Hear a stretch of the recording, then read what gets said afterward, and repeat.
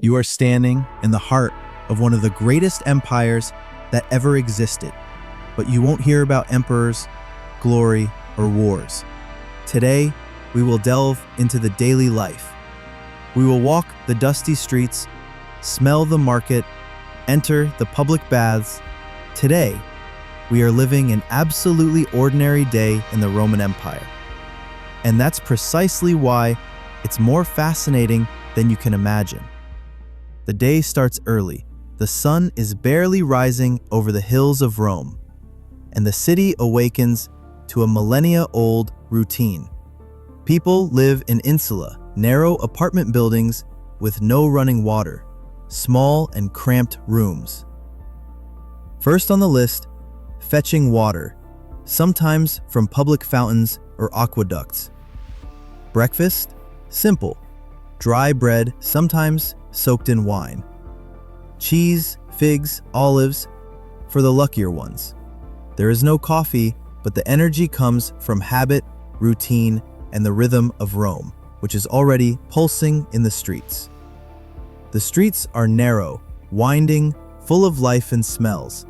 Baked bread, garum, the fermented fish sauce, and crowded markets. Merchants shout out their goods. Slaves move quickly, carrying water, goods, or letters.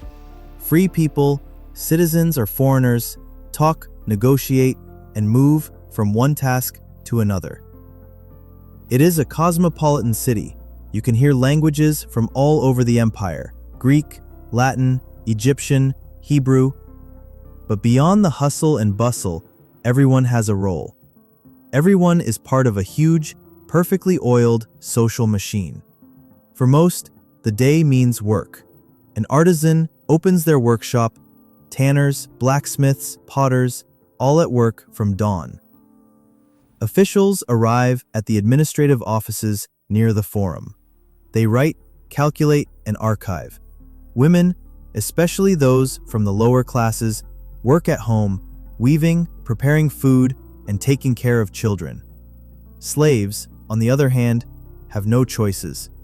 They work relentlessly from kitchens to construction sites. Everything follows a strict rhythm. Rome doesn't like chaos.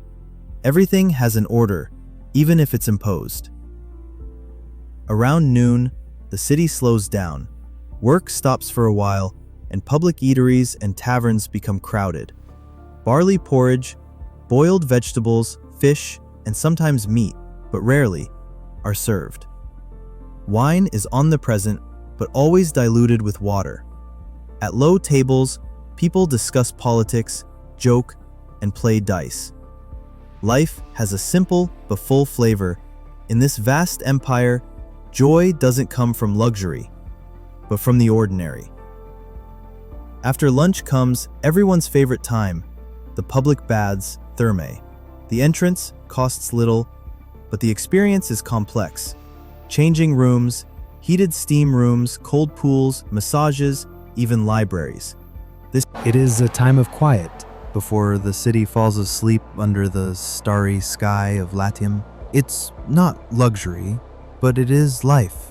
A life anchored in community, rules, and tradition. A day in the Roman Empire doesn't mean glory or bloodshed in the arenas. For most, it's work, routine, family, fatigue, and sometimes a small joy. And it is in this very normalcy that the true greatness of the empire lies. Millions of lives lived day by day at the same rhythm, under the same law, in the same imperial dream. They may not have left monuments, but they supported one of the most impressive social systems in history. And for that, they deserve to be known, not as heroes, but as people.